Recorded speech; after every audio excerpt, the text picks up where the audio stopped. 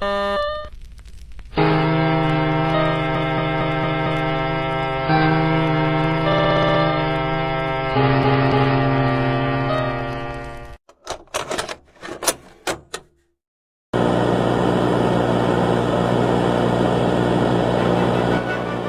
de Costa Rica informa mediante este medio: se perdió la avioneta que se dirigía a la isla Tacaño.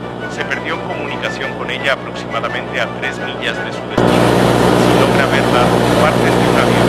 Llame a la empresa. Jóvenes avisan haber visto la avioneta según fuentes. Según ellos documentaron en un vídeo grabado la avioneta sobrevolando.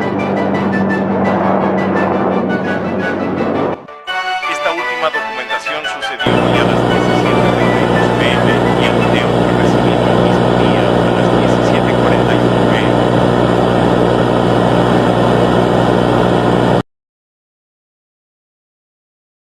Verde y hermosa pasó de tener criaturas como esta a tener aberraciones genéticas como estas.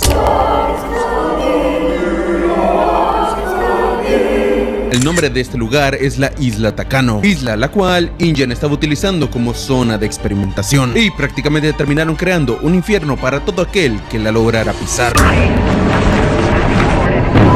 ¿Qué tal, hermanitos? Yo soy Sabi. En el video de hoy estaremos viendo qué es la Isla Takano y un caso muy aterrador que sucedió en esta isla. Así que, hermanitos, si quieres aparecer en un siguiente video como estos guapísimos que están apareciendo por acá, recuerda que puedes darle like y comentar la palabra secreta que está en la cajita de comentarios. Así que dejémonos de bla bla bla y comencemos con el primer caso. John Mercer era parte del personal técnico de InGen. Su última misión fue viajar en helicóptero hacia una isla desconocida, o sea, la Isla Takano, una de las zonas más inestables del antiguo proyecto de Jurassic World. Pero todo salió terriblemente mal. El helicóptero cayó en medio de una tormenta muy anormal. Los instrumentos fallaron y una niebla amarilla densa como el humo cubrió todo el aire de la zona. Cuando el aparato impactó sobre el suelo, todo quedó en silencio absoluto. No se escuchaban gritos, ni motores, ni pájaros, solo el crujido del metal ardiendo. Pero curiosamente, John sobrevivió. Salió arrastrándose entre los restos de todo el helicóptero. Tenía cortes en los brazos, el rostro lleno de agujeros. A su alrededor el suelo estaba cubierto de árboles torcidos y ramas que parecían haber crecido en cuestión de días. El ambiente obviamente no era normal. Justamente John lo describe como si la isla estuviera viva, pero no viva en el sentido de que crecieran muchos árboles o hubiera muchas especies caminando, sino que la isla tenía vida propia. John procedió a caminar y caminar demasiado tiempo hasta que encontró un búnker antiguo, medio enterrado entre raíces y tierra. Dentro de este halló un viejo grabador de voz y desde ese momento empezó a dejar registros sobre todo lo que estaba viviendo en esa isla. Pero antes de continuar con la historia, tenemos que saber qué es la Isla Takano. Básicamente es una isla bastante apartada de las 5 muertes, o sea, todo el convenio de islas que tenías bajo su control InGen o Jurassic Park. Y como lo sabemos, en cada una de estas islas estaba predeterminada para algo, como lo podría ser Isla Nublar, la cual era la isla principal donde estaba el parque de Jurassic Park y Jurassic World, Isla Sorna, que era algún tipo de isla de experimentación, y justamente la Isla Takano. Esta era una isla secreta donde los científicos empezaron a experimentar con todo, ya que prácticamente tenían recursos ilimitados y podían permitirse hacer de todo con cualquier cosa. Justamente se sabe que en esta isla empezaron a salir las primeras atrocidades, y justamente las veremos dentro de unos minutos. John menciona que la niebla de este recinto no era natural. Justamente en ese momento John escuchó algo, un gruñido muy profundo y muy largo, pero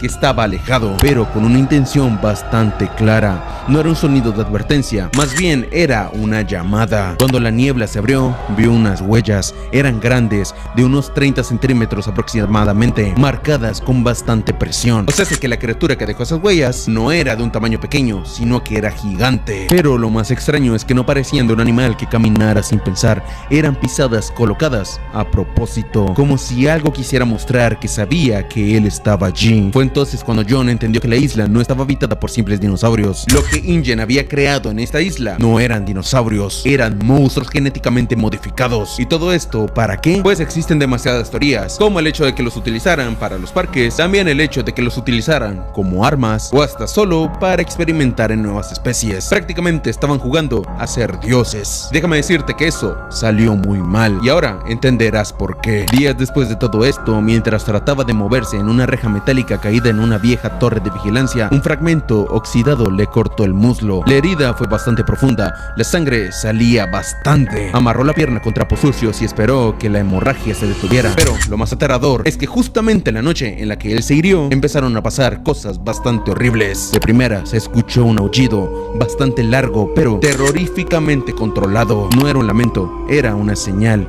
y minutos después lo vio.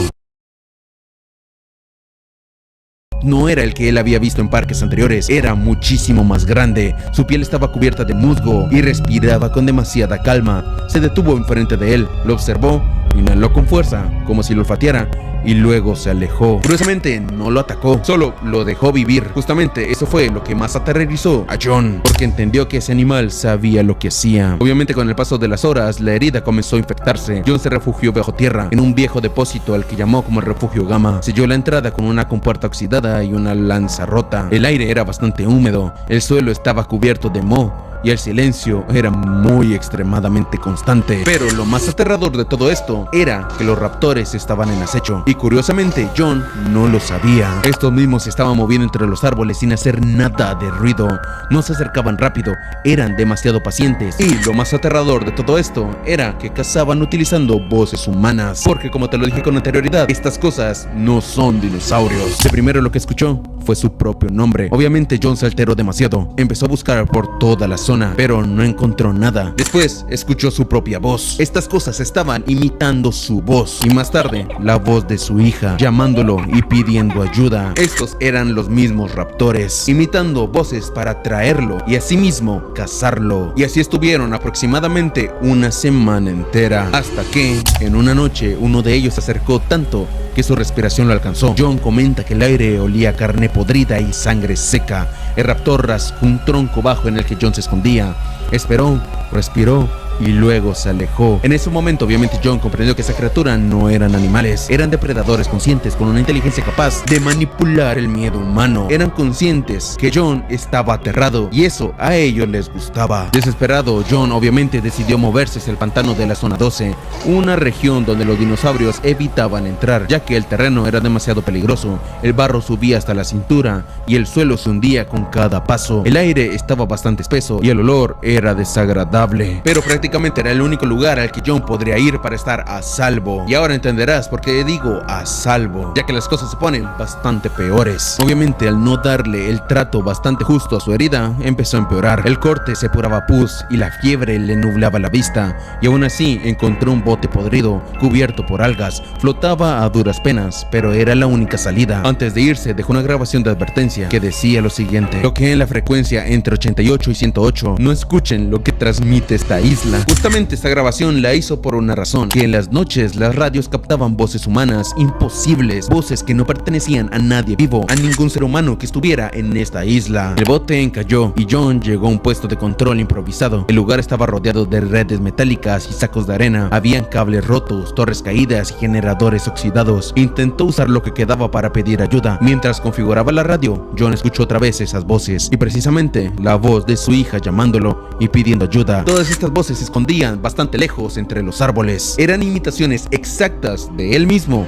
y de su hija, susurros que decían su nombre una y otra vez. Y aún así, logró activar el transmisor satelital y escribió un mensaje de advertencia, el cual decía: Punto Eco, zona 12. Supervivientes en condiciones críticas, solicito evacuación inmediata. Milagrosamente, el sistema respondió, y justo cuando el mensaje fue enviado, las cámaras del puesto captaron algo enorme, un T-Rex cubierto de musgo, saliendo entre la niebla. Sus ojos brillaban con un tono verdoso, y este mismo se detuvo enfrente de las redes, mirándolo directo. El suelo comenzó a temblar, el transmisor se repitió en el mensaje, y entre los truenos, John escuchó su propia voz, y este mismo era un raptor, imitando su tono con precisión humana. John tosió sangre por toda la enfermedad que ya tenía, gritó y dejó el mensaje en modo automático. Sabía que su cuerpo no resistiría demasiado tiempo más. John sabía que tenía que salir corriendo de allí lo más rápido posible, así que lo hizo. John empezó a correr con todas las fuerzas que le quedaban. Curiosamente, los raptores no lo estaban persiguiendo, solo se le quedaban viendo a la lejanía. John estuvo corriendo durante un par de horas hasta que llegó a un helipuerto improvisado. El lugar era una mezcla de estructuras oxidadas y vigas quebradas. Mientras revisaba revisaba los restos, encontró una caja metálica enterrada entre los escombros. Dentro había un antibiótico sellado. Era su única oportunidad. Se lo inyectó con las manos temblorosas y el efecto fue bastante lento, pero suficiente para que la fiebre bajara un poco. Desde arriba podía escuchar los pasos del T-Rex rodeando el perímetro. Cada paso hacía vibrar el metal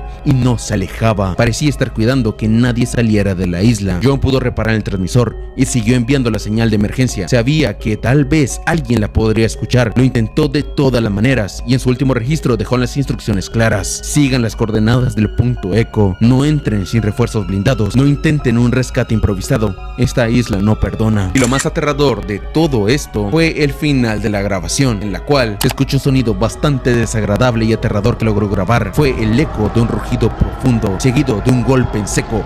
Después, solo estática. Luego de la estática, siguieron unas risas muy parecidas a la voz de John y a la de su hija. Lastimosamente, nadie volvió a escuchar sobre John, pero su última transmisión sigue repitiéndose una y otra vez. Algunos aseguran que si la logra sintonizar de noche, aún se puede oír la voz de John pidiendo ayuda. Un relato, sin dudarlo, bastante aterrador y hasta cierto punto bastante triste de la vida de John, en el cual podemos sacar bastante conclusiones sobre todas las cosas que estaba creando InGen acá. Porque si a ti te daba miedo el Indominus Rex, el Indoraptor, el Scorpius Rex o demás mutantes, créeme que estas cosas son bastante peores. Las criaturas que podemos rescatar de toda esta historia, número 1, son los raptores. Los raptores son bastante diferentes a los que se muestran en la saga principal, ya que estos raptores literalmente pueden imitar voces humanas. Ya sabíamos que los raptores eran bastante inteligentes, pero no a llegar al extremo de poder imitar, casi como si fueran algún tipo de loro o algo por el estilo, porque los loros pues pueden hablar, pero como tal imitar voces, eso no lo pueden hacer, y eso es lo que me causa más escalofríos. Y la segunda criatura que podemos rescatar en toda esta historia es obviamente al T-Rex gigante. Si le prestaste atención a la historia, podemos decir que el T-Rex es como un guardián